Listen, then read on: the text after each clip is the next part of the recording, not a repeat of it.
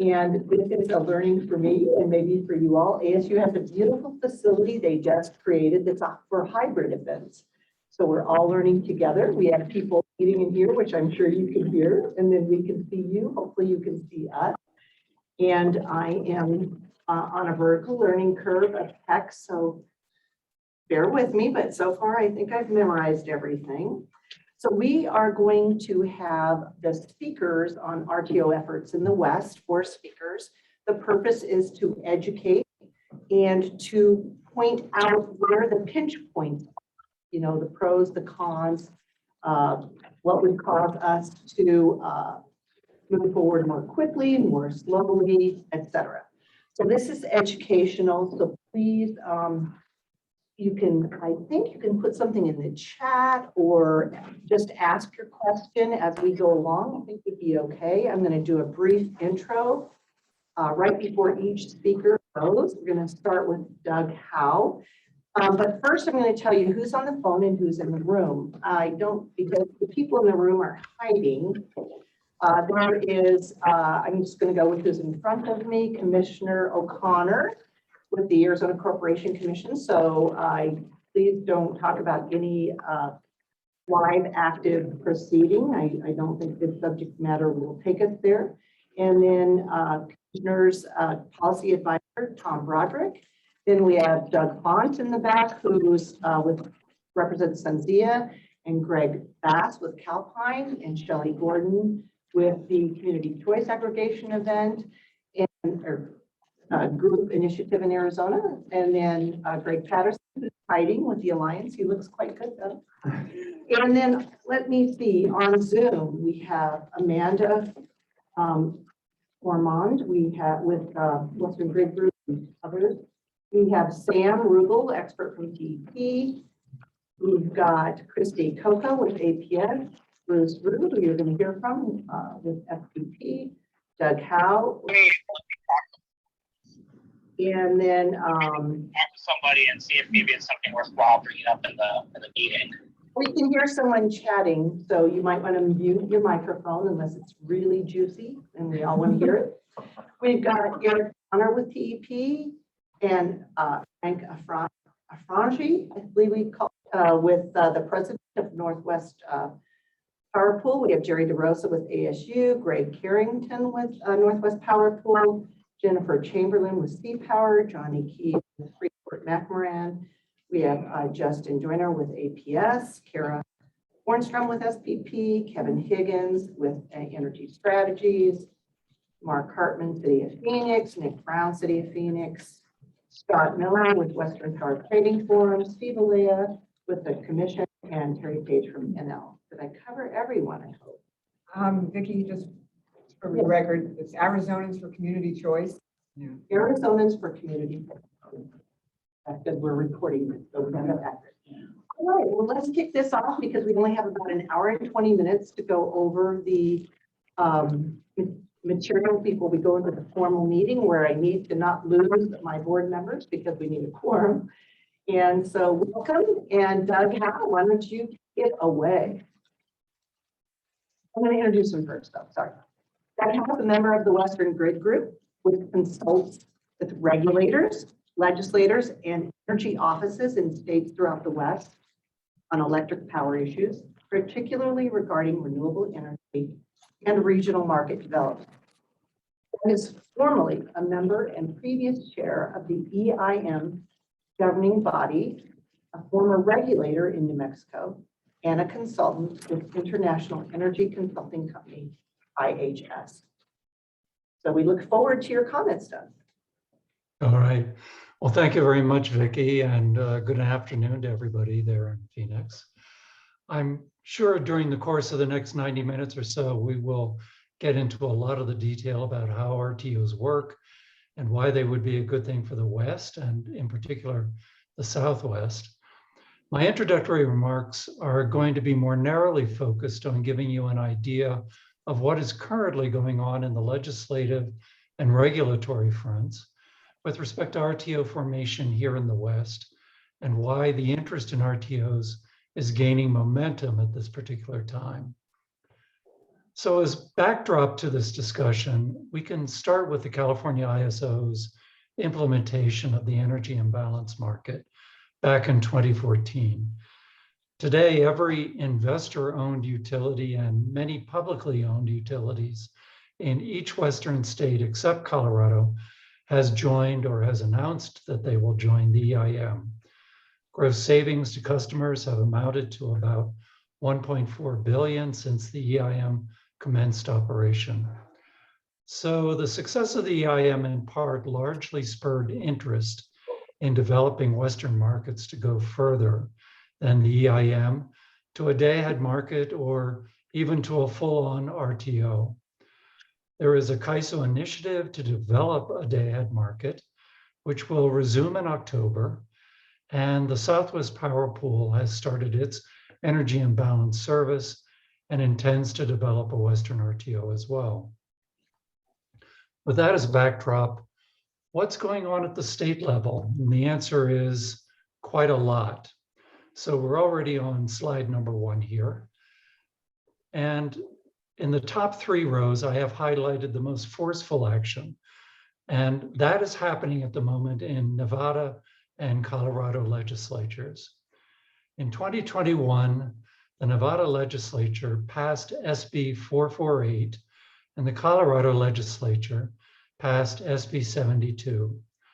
Both of these bills are pretty broad omnibus energy bills, but both bills establish a January 1, 2030 deadline for utilities to join an RTO, or as it is termed in the Colorado bill, an organized wholesale market, which is really an independent system operator or an RTO, a regional transmission organization, or it might be something else. It's a little unclear. And indeed, these bills are a bit vague on what constitutes an RTO, but they do say it must be approved by FERC. So they more or less have tossed that decision to FERC. I think that's an important factor because FERC, at least the current one, has shown some openness to granting the West time to figure out what an RTO should be for it, rather than imposing all of the, if I can call them, cookie cutter bells and whistles that characterize the existing FERC-approved RTOs. That's not to say that I think the FERC would find anything proposed as acceptable, but rather that it would not need to look identically like PJM or MISO or New York ISO or any of the other RTOs to necessarily be acceptable. At least that's my opinion at the moment. These bills also provide the ability for the utility to seek a waiver or a delay if there is no viable RTO or OWM to join by 2030, or if the PUC makes a determination that it is not in the public interest to do so. In New Mexico, they've taken a slightly different approach and included the RTO by 2030 requirement as a condition in the stipulation of the pending merger between PNM and Avangrid. In most other respects, it is very similar to the Nevada and Colorado legislative requirement. New Mexico has 3 jurisdictional utilities. One lies on the eastern side of the DC interconnection between the eastern and western grids. That utility is already a member of SPP and RTO. The other 2 jurisdictional utilities are PNM and El Paso Electric. And I should say PNM is a member of the EIM and El Paso Electric has gotten approval to join the EIM, which will happen sometime in 2024. Most of El Paso's bulk electric interchange is through PNM. So if PNM were to become an RTO member, it is very likely, in my opinion, that El Paso would have to follow. The PNM merger is not likely to be decided before November, so we'll have to wait until then to see if the RTO commitment becomes real or not. Elsewhere in the West, we have the Oregon Department of Energy undertaking a study of the benefits of Oregon utilities joining an RTO. As most of you, I'm sure, will know, the Arizona Corporation Commission has also initiated an investigation recently.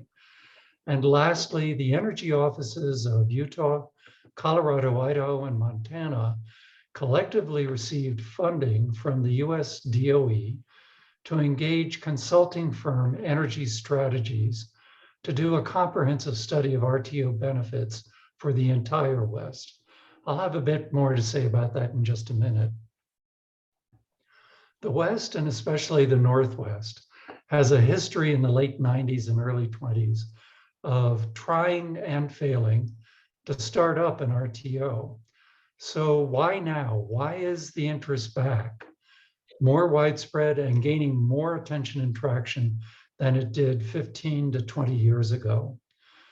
There are a number of reasons for this, not least the success of the EIM and the knowledge that consumer savings from a full RTO would be much greater than the savings from an EIM.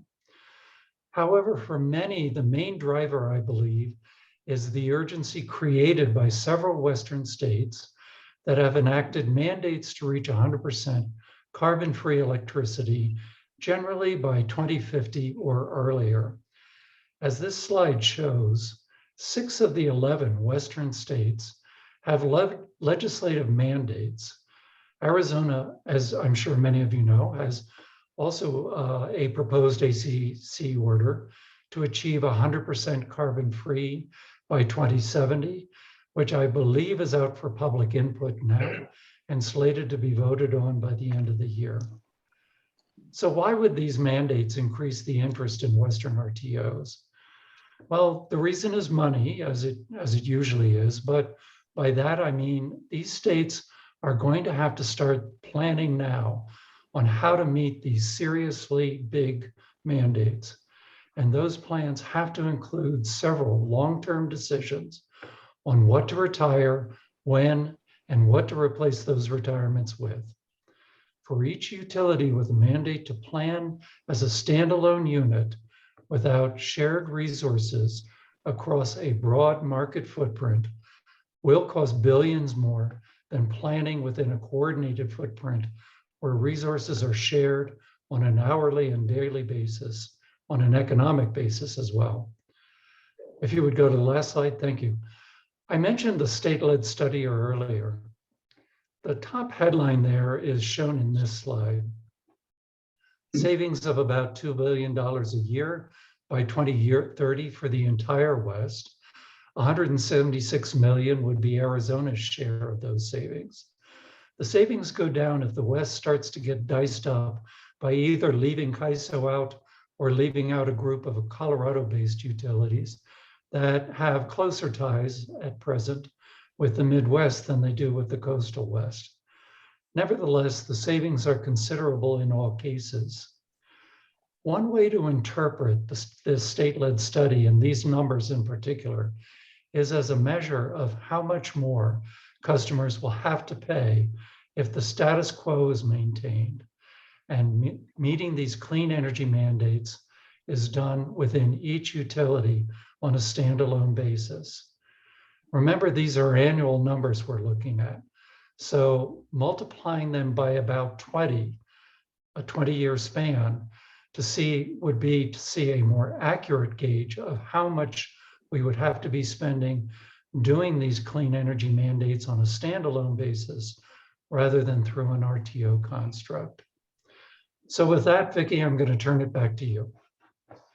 Thank you. And I wanted to clarify, and the study had 209 million of savings for Arizona initially, but that is more for, was it 2020? That was a 2020 year, not a 2030 year as you're showing. Is that right, Doug?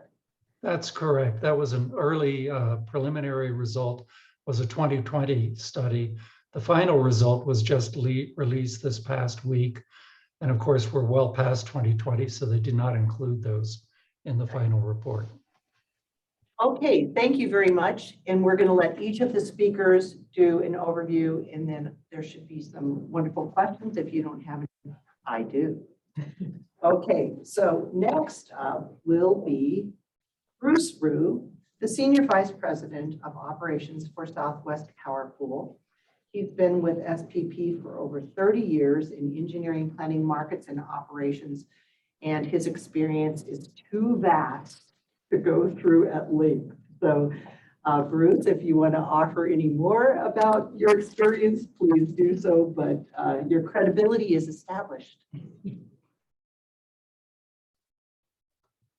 Thank you, Vicki. I really appreciate that. I appreciate the opportunity to speak with you today. So if you go to the next slide, what I wanted to talk with you today is, as Vicki mentioned, that I've been fortunate to be with SPP for over 30 years. And when I started with SPP, we were not an RTO. We were just a small regional reliability area under NERC. And, we've grown to expanded into a full RTO. And what I want to share at times today with you is just the experience that I got to witness as SPP and its organization went through the process that you're going to go through in evaluating, what is the benefit of an RTO? How do we engage in the RTO so that it's beneficial for all of the participants? As was just mentioned, there's financial savings to the load serving entity, but also there's benefit to the market participants and the engagement of the state commissions in that role as well.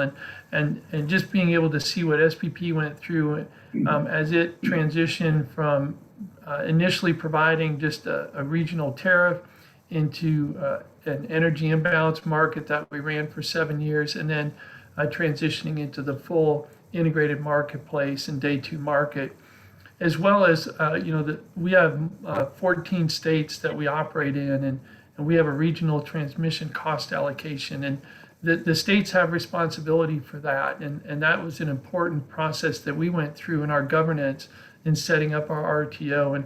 And just at the appropriate time, I'll talk in more detail about that. But just, every RTO is a little different, and, the experiences though that SPP went through, I think can provide you some valuable knowledge and information and helping you make your decision. And ultimately for SPP today, wind is our number one fuel, and wind continues to grow, a renewable resource in SPP, and that was made possible by the RTO. Prior to the integrated marketplace, we had a single-digit percentage of wind integration in our footprint. Consolidating the balancing authorities over a multi-state area allowed us to operate much more efficiently and to be able to handle the high levels of renewable that we have. We've had some states have over 100% renewable in real time. As a region, we've been up to 84% renewable in the SPP. So that only occurs because of the RTO. So I bring up this map just to show you a couple things that we have going on in the Western Interconnection. First off, in the gold, that is the area that SPP serves as a reliability coordinator. We've been providing reliability coordination services in the Western Interconnection since 2019. And then the blue hash mark is the area where the Western Energy Imbalance Service Market was just started earlier this year. And that's an energy imbalance market that we're providing to the participants there listed on the right. That's a real-time energy imbalance market that those entities stood up and we're providing currently as a contract service. And what's interesting is working with those parties as we are nearing a go live late last year, they were looking at what the future is and decided to come to SPP as a group and say, we want to investigate full RTO. And that was even before the energy imbalance was launched. They knew that they were going to get benefits from the imbalance market, but also that there's more benefits from a full RTO. So we began working with them on what terms and conditions would be necessary for them to integrate into SPP as an RTO. The board in July approved 13 terms and conditions, and we're working with them to get commitments in the first quarter of next year for the full RTO transition. And our current project schedule would have that occurring in early 2024. So this is a single RTO. It's still one SPP RTO that would be expanded across the DC ties into the Western Interconnection, providing benefit to both the current SPP members and to the new participants in the Western Interconnection. The other thing the participants in the West wanted was they wanted to make sure that it was expandable. So the terms and conditions that they set up are ones in which they feel like would be favorable for other parties in the Western Interconnection to join as well. So it is an RTO that's expandable, and that was an important aspect of their design and discussions with that. So that's my brief introduction on SPP, and I look forward to the rest of the questions and discussion today. So thank you. So Doug, can I just clarify before we open it up, two things? Because we have vast different levels of detailed knowledge about RTOs or not. So I wanted you to explain the difference between what an RTO might do versus a regional, the reliability coordinator, and the difference between the energy imbalance market in the moment, the day ahead, and then the longer term view. If you would just kind of lay the background, I think it'd be helpful now. And then I see Amanda has a question that we'll get to next. Sure. So the reliability coordinator is just that it focuses on one aspect, and that's reliability coordination over a wide area. So it does not operate the system, but it manages congestion, and it directs the utilities when there is congestion in order to relieve it, to make sure that it maintains a reliable system. The energy imbalance service market that SPP provides is a real-time only market. So it's every 5 minutes. It does not commit units or turn units on and off, but it optimizes the generation that's already running. And that's very similar to the California EIM. There are some differences, but it's similar to that type of market. And then if you look at an RTO, an SPP RTO, it provides expanded services above a real-time market and reliability coordination. It also provides a day-ahead market in which we do commit units. We turn them on and off in that day-ahead market. We also provide a transmission planning process in which we can look for facilities that are needed across the entire footprint and direct those to be constructed by the entities within the footprint. So SPP doesn't build transmission, it's still the utilities. SPP just facilitates the utilities getting paid for that transmission construction that's needed. And then we also work very closely with our states and the regional state committee process that we have. So they have specific responsibilities delegated under our RTO related to resource adequacy, transmission congestion rights, and transmission cost allocation.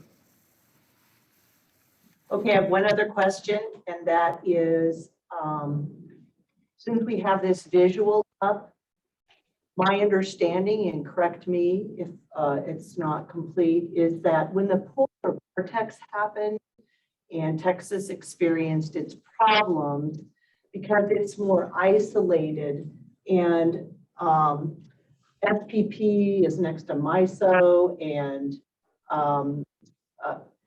then MISO's next to PJM, different formal RTOs, they could share power where it was available because they weren't in the polar, for those that were in the polar vortex, but Texas did not have those interconnections and opportunity. Is that right? That's correct. So with Texas, we have 2 DC ties that equal about 800 megawatts. We also have some switchable generators, and a couple of those generators are capacity resources in our footprint, and the rest of those are not. So during the event, we helped ERCOT as much as we could. The power was primarily flowing on the DC ties going into ERCOT. At one point, we had all the switchable generation into ERCOT trying to help them. But SPP was part of the Eastern Interconnection, and we did have a lot of power that we were receiving from PJM through MISO that really helped us.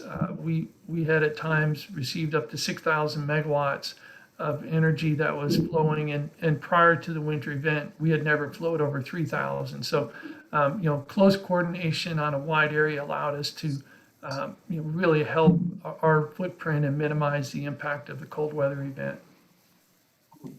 And would you say that's more readily accomplished when you're in a more formal structure than all the different banking authorities we have that still try to cooperate, or what? Yeah, absolutely. When you think that between just three entities, SPP, MISO, and PJM, PJM was exporting up to 15,000 megawatts to MISO, and MISO was able to transfer up to 6,000 megawatts to us. And that was just three entities working closely together. And, that would not have happened to anywhere close to that level prior to the RTOs being formed. With all the balancing authorities, we consolidated 14 balancing authorities, and there's just no way you would have had that coordination and that level of energy transfer prior to getting the RTOs covering a wide area.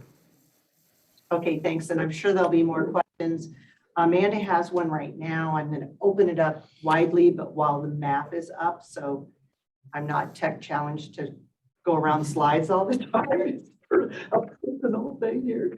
Amanda asks, the blue dotted line from the northeast corner of AV into Phoenix is owned by Western Area Power Administration, with Western's Desert Southwest announcement to join the CAISO EIM, which is the time market.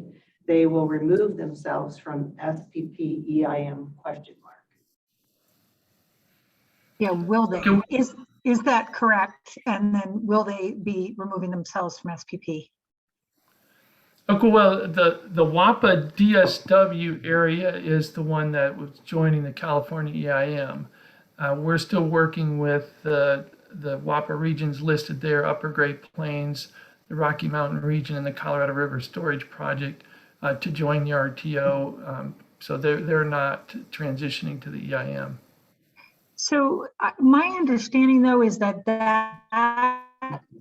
blue line is one of the WAPA lines that's actually controlled by Desert Southwest. So, and it's always been, when Colorado was looking at maybe doing something on their own, it was always just a strange thing to have this one little tail come into Arizona. So I was just trying to get clear on if there would be a change as a result of the Desert Southwest WAPA announcement.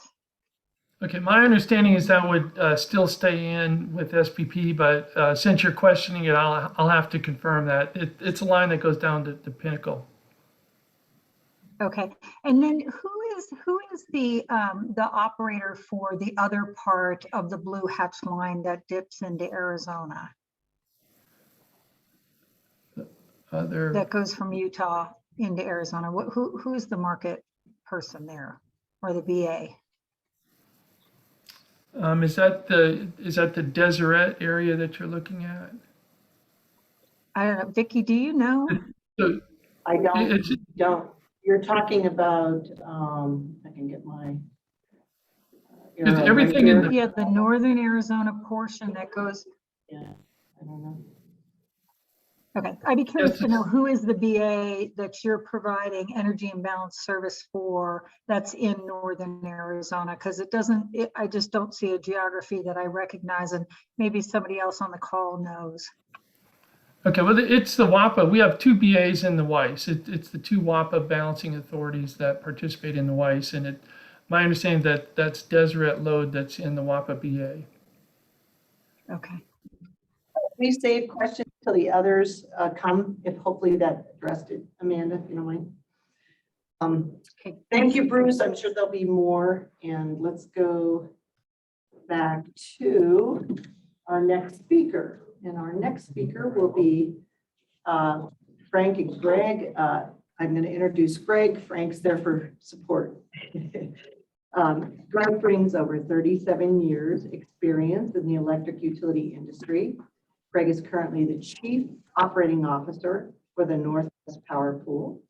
The Northwest Power Pool Corporation, the nonprofit that helps coordinate electric grid operations for the Northwestern United States and Western Canada.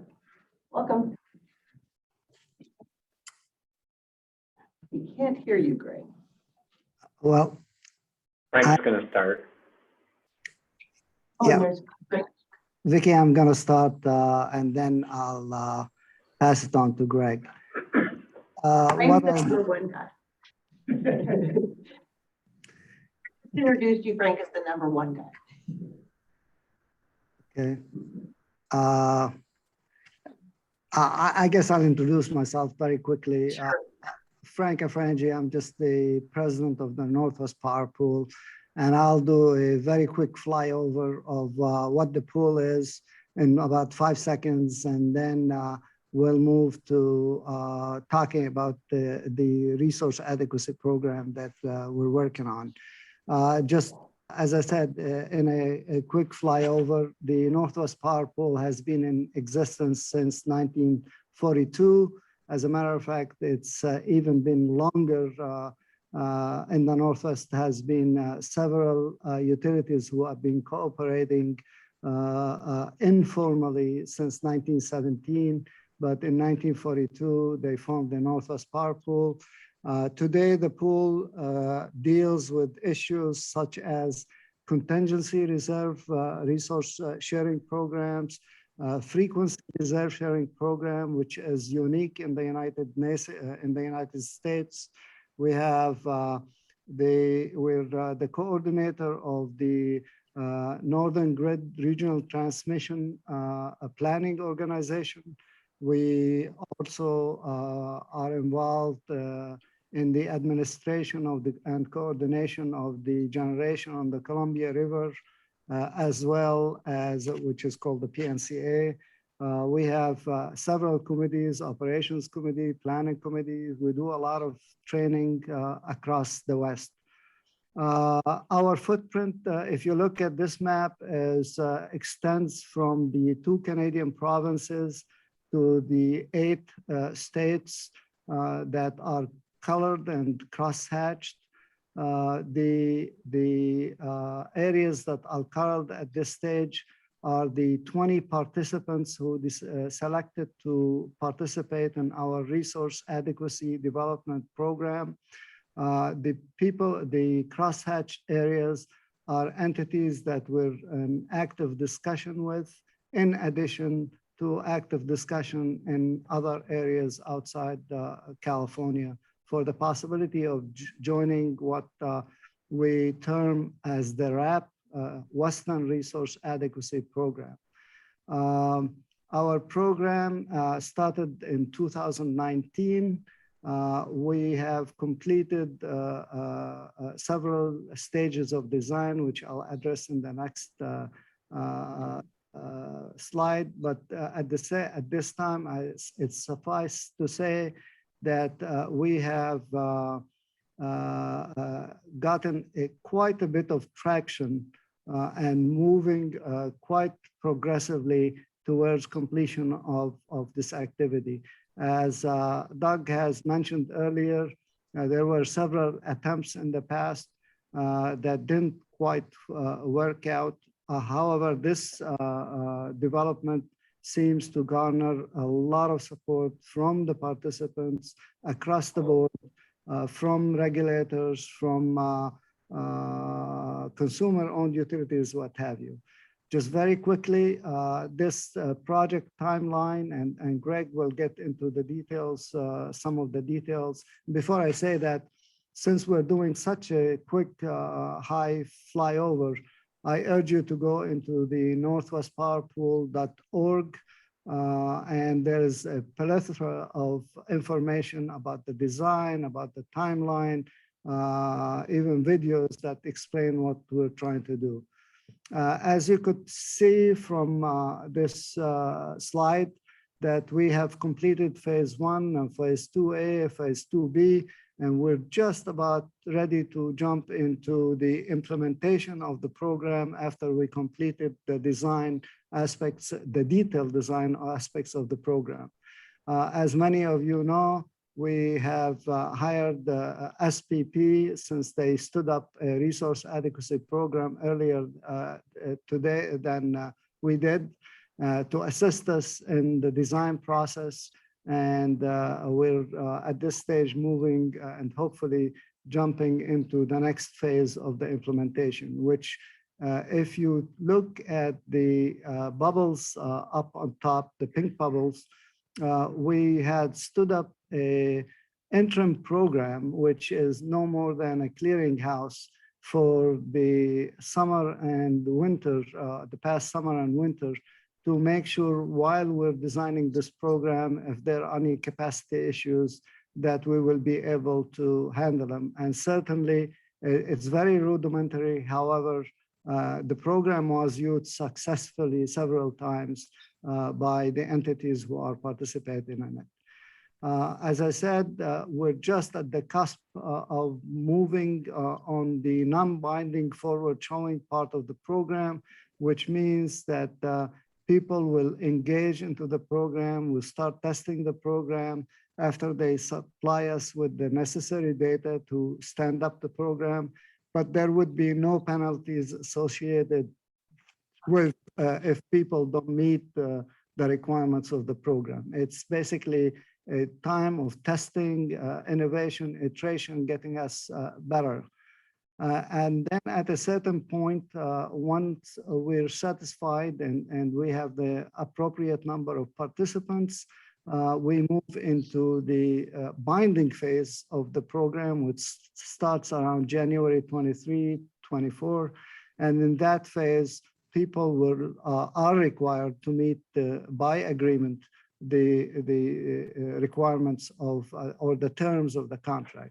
Meaning if they're not able to deliver on what was requested of them, at that point, there may be penalties. With penalties, of course, at that point, the FERC, the Federal Energy Regulatory Commission, will be involved. We're planning to go ahead and do the filing. Most probably the Northwest Power Pool, the NWPP will become a public utility, if you will, under FERC's jurisdiction. And once we towards the tail end of the program, we move into full operations, and that's expected by 2024. And full operations mean that, which again, Greg will be alluding to, on daily basis, if you will, there is a special timeline that people will be able to deliver or receive the required capacity that they're hoping for. I'll stop here and we'll be happy to answer questions. The one last comment I would say here, our program is an evolutionary in nature, meaning bringing people along. We were asked by the executives in the region and others to make sure that our program is nimble and flexible so that we can grow it if we need to. I'd stop here and Greg. Well, before Greg starts, I want to thank you, Frank. I didn't know you were going to share all this, and that was very helpful. And one thing I wanted to offer up, I listened to Salt River Projects board update on RTOs this morning, and they're very excited about this opportunity. Just to clarify for those who aren't as in the weeds, this resource adequacy program brings a greater degree of coordination, as I understand it, than all these little different utility banking authorities that clear individually. I think there's like 34 in the West that aren't part of a formal deal. But your coordination from the resource adequacy, the reliability perspective will be greater coordination than just these banking authorities, and it's without being in an RTO. Is that correct? That's certainly correct, but certainly it's, as I said earlier, it's an evolutionary stop. It's if you think about it this way, resource adequacy is a huge portion of what an RTO does, in addition to a lot of the elements that I already mentioned, such as contingency, reserve sharing, frequency sharing, training, and what have you. So certainly we have lots of the elements, but without getting to an RTO yet. Last thing I would say, we are engaged in, with other folks outside our footprint that you saw on that map. There is a lot of interest across the West in this program. And as I said, it's the program is getting quite a bit of traction across the West. And certainly we're working closely with SPP, we're working closely with CalISO, And we're counting banking on this program really getting to the finish line not too long from now. Thank you. Okay, Greg, what can you add to that? Sure, if you want to move down 2 slides. All right. One of the things that I wanted to mention here is the program is important because of 4 aspects of the design of the program. The first aspect that's really critical for the success of the program is the governance. So we are creating a governance structure that is stakeholder driven. So it includes 11 states and 2 Canadian provinces. And we are working with the states now to set up a governance structure that provides meaningful input for the states. We are also setting up a governance structure that allows multi-sector participation, just like CAL-ISO EIM is allowing multi-sector participation. This program is also doing the same thing, both in the nominating committee for selecting an independent board and in the program review committee that is also going to be helping with future changes of the program. The second aspect of this is the forward showing program that Frank alluded to, and then the operational program. So you have governance, you have forward showing. Forward showing is just keyword for what do you need to do in advance of getting into an operational peak load season in order to prove that you have the capacity to serve your loaded resources. And the fourth aspect of this is the hiring of the program operator. And we're hiring the Southwest Power Pool to be the program operator. And this is really key to the operational program because the program operator is going to have visibility across all 11 states and 2 Canadian provinces in real time, and will be able to optimize the resources across our region and do it in the most effective way that we can.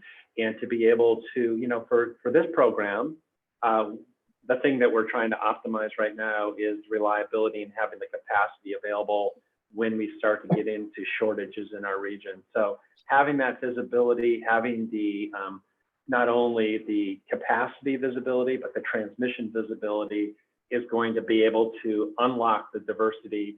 I think if you're talking about an RTO and things of that nature, it's important that we take into account the broad geographical footprint of this, because a RTO in a very small region is not as important as an RTO that spans multiple states, because peak loads in the north are different than peak loads in the south, and transmission constraints across the boundaries is a very important aspect of anything that we do to consider as far as moving forward. And as Frank alluded to, we're setting up this governance structure so that foundationally, you know, our member companies and the stakeholder from the region can decide where they want to go next with all of this.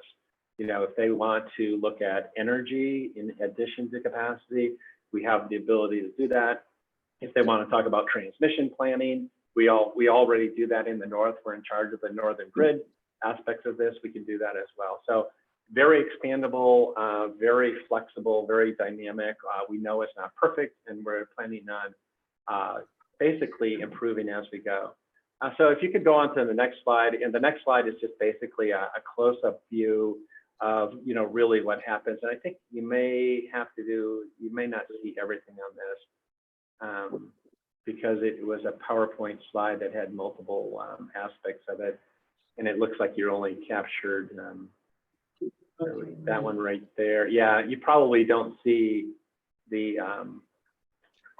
details associated with the PowerPoint because this is a PDF of that.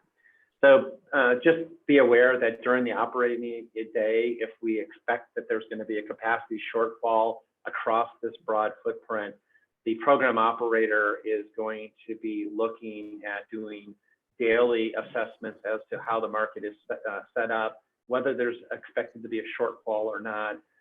And then over the course of, you know, 7 days prior to an event, they will be going in and either keeping the capacity or releasing it and letting people sell it. In the event that there is actually an event that is expected to occur, then the program operator will put people on notice. People are expected to come to the table with capacity to share it with your neighbors. And that's what this program is all about. It's neighbors helping neighbors, doing it in a cost-effective way having the governance so that everybody affected by this program has a say in how it's designed. And that's really what this is all about. So I'm going to stop there. I know you have a lot of questions, and I want to go from there. Yeah. Would it help if I share my screen for that slide? If you would. Yes, I can send them all out as well. Yeah, and I think, Yeah, Vicki, I think you want to talk more about some of the other aspects, not just the RA program. So I'm comfortable turning it back over to you and letting you ask questions and see if there's any questions about the program as a whole. And I know Scott wants to talk as well. Well, and I will share the slides. Sorry, I had to put them all into one PowerPoint for the room, the tech. So it apparently didn't pick up, but I'll send out all the slides, and I could try to pull it up during the questions as well. So I'll no problem. Okay, and Scott and Vicki, I'll turn it back over to both of you. Okay, so I'm going to introduce the final speaker before all these questions get started, and I've got to pull that up though. Hang on. Okay, where to go here?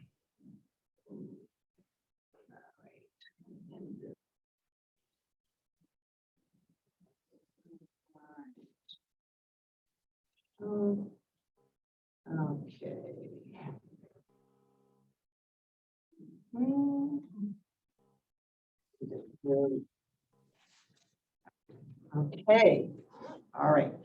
So I'm going to introduce Scott Miller. He's the Executive Director of the Western Power Trading Forum. He's an expert in energy market issues and the way in which good market design will serve the public interest.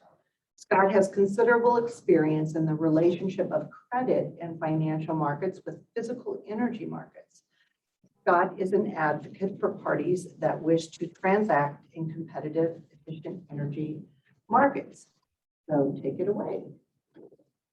Well, thank you very much, Vicki. And someday I hope to be attending one of the Arizona meetings in public, but I'm glad to have this opportunity to briefly discuss some of the sort of issues about the changing Western market and why contemplating an RTO or being part of an RTO is in definite interest in Arizona. Can we go to the next slide, please? And it's been discussed quite a bit about why, and Doug did an excellent job in terms of one of the interests of the EIM, why everybody got together for the imbalance market, the real-time market associated with California. It's renewables and the variability of renewables, when you've got them, how much you've got them, whether you've got more than you need, and would you want the opportunity to sell them to someone else who needs them? It could be power, how you balance various other sources of generation to complement the variability of the renewables. This is a chart that was from the Department of Market Monitoring within the CAISO of a typical dispatch a year ago, and I use typical with air quotes. As you can see by the yellow line, you've got this big buildup of solar in the middle of the day. And then, of course, as the sun sets, the solar begins to come off, and then up ramps other generation sources to compensate for the solar coming off the grid. And in this particular depiction, you have a lot of natural gas resources coming up, some hydro resources being dispatched. That's where you've got hydro, which we didn't have much of this year throughout most of the last. But importantly, it's imports. And so California at peak has always been a net importer. And so it relies on this grouping of resources to help balance the grid. With renewables, it's become really, really important to have wider areas to share these resources and to be able to help each other out. As Bruce was talking about, the sort of the peak. Well, I think it was Doug. The peak in the north is oftentimes different than the weather in the peak in the south, and vice versa. And this is where being able to share over a wide area is very important. Can I go to the next slide? Yeah, I just had a question on here while it's up, Scott. If there were incentive rates to charge electric vehicles during the 6 to 20 hours here, that would help use up that blip in solar, right? I'm sorry, could you repeat that one more time? So, you know, in Arizona, we call this the duck curve, Right. basically. And, but if there were pricing that incented the electric vehicle use during this, you could shift and perhaps shift power to when this is used or other creative things like that. Would that be right? Well, pricing introduces all sorts of ability to manage how you use resources. But price and so transparent prices that an RTO has, yes, it definitely sends signals for people to use power differently. And you know, for example, that people using their electric vehicles to pump you know, electricity into the grid, absolutely you can get paid for it. But that's something that really sort of occurs when you've got a transparent marketplace, that sort of pricing. So let's talk briefly about sort of the West and how it's evolving. There has always been a fairly robust bilateral market whereby somebody would you know, sell excess hydro into California, or there might be sales from British Columbia down into the Pacific Northwest. Frequently, there are sales, you know, into the desert Southwest coming down from the Intermountain area, which they're getting they might be getting power on a bilateral basis from the Northwest and then shifting power into the desert Southwest. And of course, there is trade between California and these areas, even though California is running its own RTO and allocates the transmission differently than all of its neighbors. There has been this ability to trade. The difficulty has been, and this was always, you know, fairly easy, even though there were these bottlenecks in transmission. And it was fairly easy to do because there was excess generation, usually associated with hydro in the West, in the Northwest, and a lot of coal and other thermal assets in the Intermountain area and in the to the east of the Cascades. Right now, however, because we're getting a retirement of a lot of the thermal coal, mostly coal assets, and we've had some very lean hydro years, the situation, the ability to trade has broken down somewhat. The liquidity in the bilateral market is become harder and harder to find. Most recently, because of this different way of transmission allocation, we recently had an adjustment that California made to its tariff, in which wheel-throughs, that means power that was generated in one area going through California and say out to Arizona, for example, was given a lower priority because capacity was so tight and California was concerned about meeting its own native load needs. And so if there were an RTO over this area, you wouldn't have these wheel-through problems. It would be, the transmission would be optimized and it would be able to be met just through congestion charges. So go ahead and go to the next slide. It's supposed to be a comical depiction of what's happening to the West at a time when we really don't need to be islands from each other. Increasingly, this combination of fewer generation resources that can be dispatched, same number of load, and differing transmission systems and the way they allocate transmission systems is creating at certain times this sort of island effect, which is the last thing you need when you're trying to introduce renewable resources, which need other resources to balance each other. Let's go to the final slide, because I am trying to be cognizant of time. So the solution is very clearly, in my mind, is market integration to have an RTO similar to what exists in most of the rest of the East. And the need for this obviously began a long time ago, and that's why you've got EIM that began over 8 years ago. And with California leading the way in terms of changing, trying to decrease the carbon footprint through renewable resources and storage, a number of the other Western states have followed, as Doug has pointed out.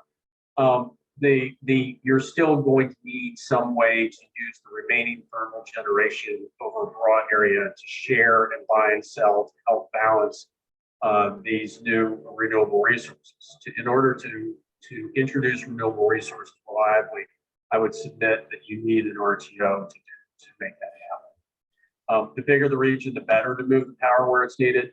But again, as Doug pointed out from the state-led study, Arizona would perhaps, on a per person basis, be one of the biggest winners if you were part of a big regional RTO.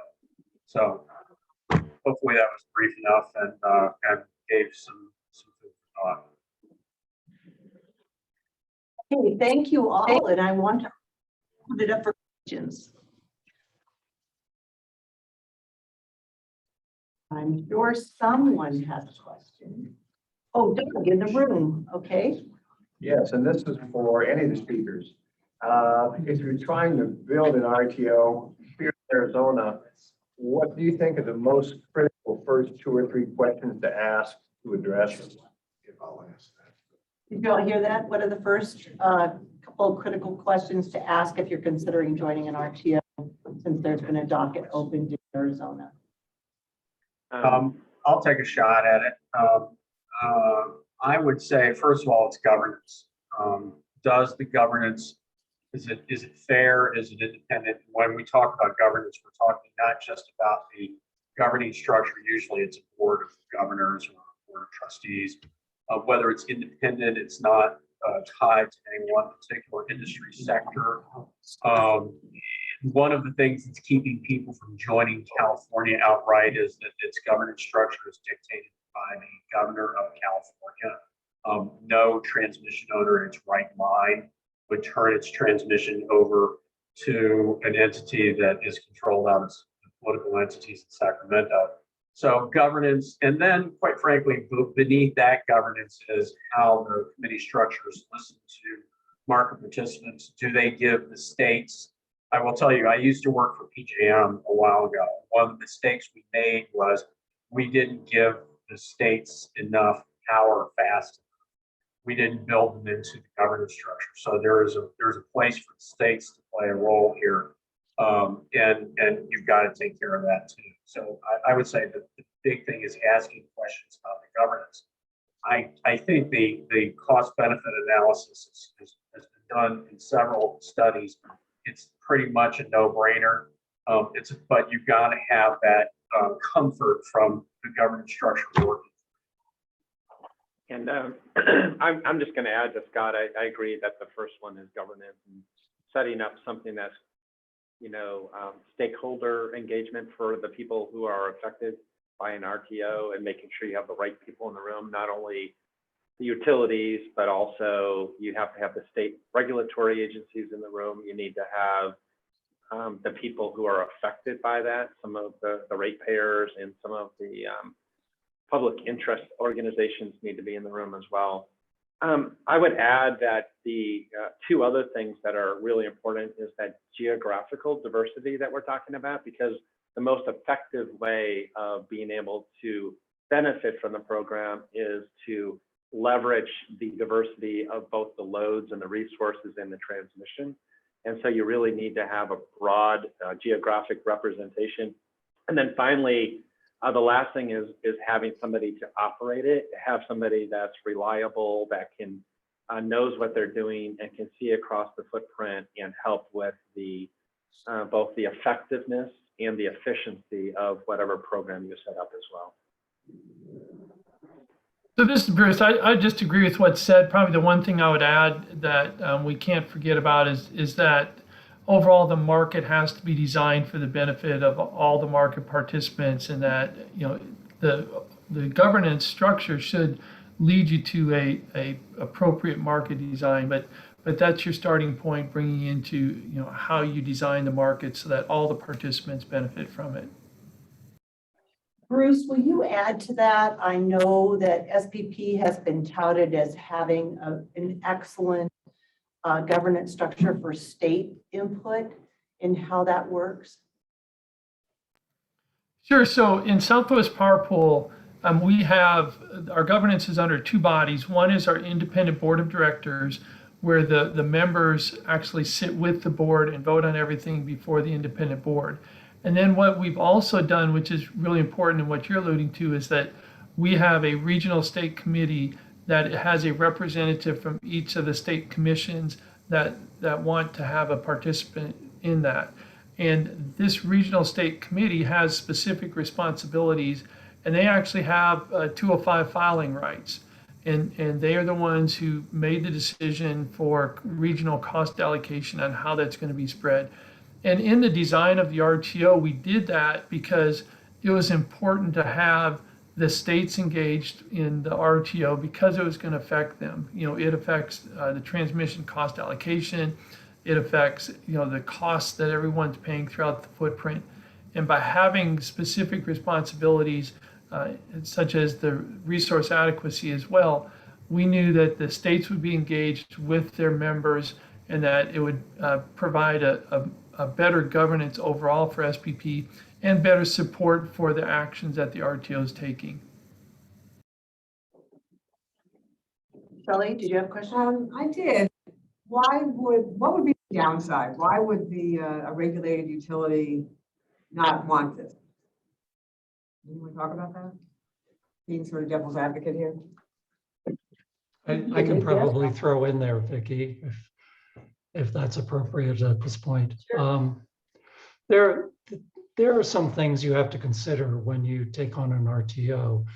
The existing RTOs, for example, have adopted transmission tariffs. So an RTO has a single transmission tariff, an open access transmission tariff that covers the entire footprint.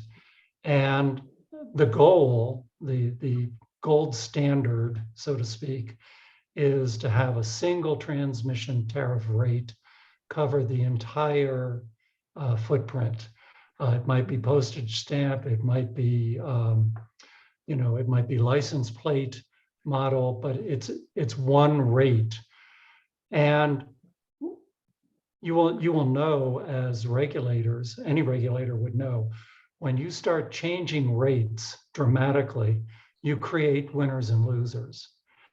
And no utility wants to be on the losing side of that equation.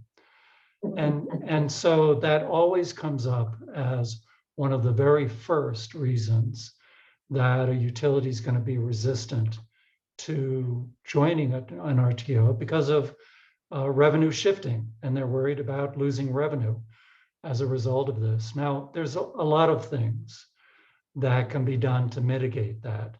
And to the best of my knowledge, every existing RTO has gone through a transition period where the effects of transmission revenue shifting are mitigated over a number of years, often 10 years or more is not uncommon. So there are ways to deal with that problem, but it always comes up as number one. Number two that always comes up is allocation of new transmission build. And you can really kind of write the headlines for why would a utility in Idaho or New Mexico or Arizona, why would our ratepayers want to pay anything for new transmission build in California? And again, it's a tricky issue. You have to go through some mitigation issues there. And transmission allocation, I'll be interested in hearing what the others have to say about this, but I think transmission allocation of new construction is perhaps one of the trickiest traps to try and get through in creating a new RTO. So I'll just play the other side here a little bit. Based on our experience of setting up the RA program, the first thing that the utilities were interested in doing is improving reliability. So they approached it more from what's best for their consumers and their customers was their number one priority when we went to the table. And don't forget, the program we're setting up is voluntary. They don't, the utilities don't need to join. It wasn't the revenues that were the number one concern as much as it was making the grid more reliable. So to the extent that the RTO provides an increase in reliability, there's not a utility in the West that would not want to participate in improving grid reliability. The second thing, and one of the main reasons why they hesitated in the past, is the governance issues that Scott alluded to. Without, without having somebody organize that governance, without including all of the state regulatory agencies in that governance, then everybody's getting pushed and pulled in different directions. But if you have a governance structure that is fair to all the states, that respects each state's ability to basically highlight what sort of resources they want in that state, then once you get that set up, then the utilities have something foundationally. And it doesn't matter if they're an IOU or a consumer-owned utility. The program in the West, when you get a program set up, you get the IOUs and you get the consumer-owned utilities to work hand in hand. And that's what the governance structure can do. And just to tag along with what Greg's saying, for SPP in that governance structure, it was, I would call it decision making. It's a transition from, if you're going to transition from where you're at today to an RTO, the decision making is different. And one of the things that we worked hard on with our RTO is the governance side of it, and making sure that the members that participate in the RTO have the decision making process. So, for me as staff, I don't vote on anything for the RTO. Everything is driven through the member process. So they're the ones that are voting on the changes. They're the ones that are ultimately voting on what transmission gets built through our regional transmission planning process, and what facilities get recommended to the board for construction. And that's what got the market participants and members in SPP comfortable joining the RTOs, because of that decision-making process. I'd like to just dig a little deeper on those. That was an excellent question. Thank you, Shelley. On the cost shift, and you can help me out here, because when I used to help APS with their FERC rate cases as in-house counsel, their rate was about $6 a megawatt hour for transmission. I don't know what it is now, but just to simplify it, if the license plate postage stamp rate in a Western RTO was $5 a megawatt hour or $7 a megawatt hour, APS would be benefited or not, as with the others. But if you have 176 million of probably a conservative estimate of annual savings, if you do the math, which someone else would have to do for me, and I know it's more complicated than this, but if a dollar shift, a couple dollars were here or there, I would think 176 million in a short period of time would ultimately cover that. Or you can implement the transition of 5 years or so to have the numbers equal out a quarter at a time or something. Would that be a fair perspective? Help me a little here, please. Well, I guess I brought the subject up. Maybe I'll try and address it first. But yes, I think those are exactly the ways that you think about mitigating, shifts in revenues. And regulators at least have to take the bigger picture, which is that we're going to be saving this much money for consumers. There is going to be some revenue shifting going on here. What's the net look like? Not what does the gross look like on each individual entry in an accounting balance sheet. And I think regulators will take a look at that. In the end, I think what an RTO does is assure its members that it will see that its revenue requirement is met. And that's what an RTO needs to do. It needs to make sure that its member utilities will be adequately compensated for their revenue requirement. But if that causes some shifting, then without affecting the revenue requirement, then I think it's noise and not real fire for the RTO discussion. Sure. For our transmission, it is a transitional period in that we kept the network service rates the same for the transmission owners bringing in facilities. And then we have a highway byway cost allocation where if it's a highway facility or facility that benefits region wide, then that cost gets shared among the region. And what that does then is transitions, as we build more facilities, more dollars into that region-wide bucket where everybody pays the same rate. But then everybody still has their own network service rate. And, that slowly begins to transition over time, as additional facilities are built on a region-wide basis and fewer facilities are built on a byway basis. Would that be, again, just helping all levels of understanding in our participants here? Would this be a fair analogy? I can travel down the road outside this building, which is state interest, very secular, local. But if I want to go fast to California or Utah or somewhere, I might take an interstate highway, which is what's you're saying. And I could pay a toll, I guess, if I really valued the speed or the route. Is that what your byway deal is, Bruce? Yeah, so for us, it's defined as a highway as everything 345 kV and above. And those are facilities that are generally multi-state. They benefit a wide area. And that's why we have sharing across the footprint. When we say byway, that's generally the facilities that are to serve load in a local area or one zone. And that's why, like in your example, that would be a state highway or a local road that would only benefit primarily the local entities, and that would be paid for by the local zone and not shared regionally, like an interstate highway would be. Other questions? We have a little more time here, 10 minutes. Great. So I have, excuse me. I have a tongue-in-cheek question for Bruce. Bruce, Greg Bass from Calpine Solutions. Pleased to meet you. So I'm excited to hear that you're going to be setting up an RTO, and in your presentation, you have a map.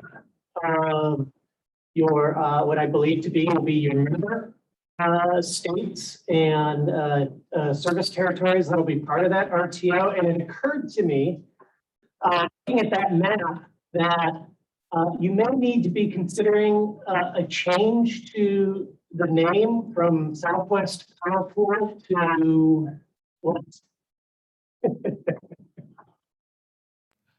Well, that's something that we'll have to look at in the future. So a real quick history: when we were formed in 1941, Arkansas and Texas were considered the Southwest, and everything else was just the West. So the Southwest has kind of moved to Arizona and that part of the country in the last 75 years, and it may be time for a name change for us. Bruce, wasn't it because of the old Southwest Football Conference? This Arkansas and Louisiana Tech and all those guys were in the Southwest Football Conference. That's right. It used to be the Southwest Conference. We're Southeast Conference now. Vicki, I just have a quick comment to make on the RTO issue. As many of you already know, we had in the West here, we had, excluding California, we had several attempts starting back in the late 90s. In total, we had 4 attempts at pulling together an RTO, and they were, all of them did not succeed. And the one comment I have, we need to be careful that always a bottom up is much better in my view than a top bottom approach, meaning if the entities themselves work together to reach such a solution, I think it'll be successful and we'll get there. But history tells us whenever there is a top-down solution, top-down, if you will, the West hasn't been very successful in putting it together. So I'll just add to that. I think that's a great point that forming an RTO is not an easy process. We went through 3 attempts before we were successful. And, it's a challenge because everyone comes to the table with certain expectations and, you're not going to be able to get everything that you desire. And it's a compromise and it is a challenge. And I think, as the 4 failures in the West, and I think it took us 3 attempts. So, I just encourage you going into an RTO. It's not an easy process, and it takes a commitment, and it takes some time to get there. I can have one last comment on that, onto what Frank and Bruce said, because it is important. I think there's no example of an RTO that came together that wasn't put together by a coalition of willing utilities. It wasn't dictated to them by the regulators or their legislators. So maybe the questions arising, why are the legislators getting involved in this in Colorado and Nevada? Why are they putting this into law? And, to be clear, they're not telling the utilities that are affected what the RTO needs to look like, what its governance needs to look like, what it needs to do. It's leaving that up to the utilities.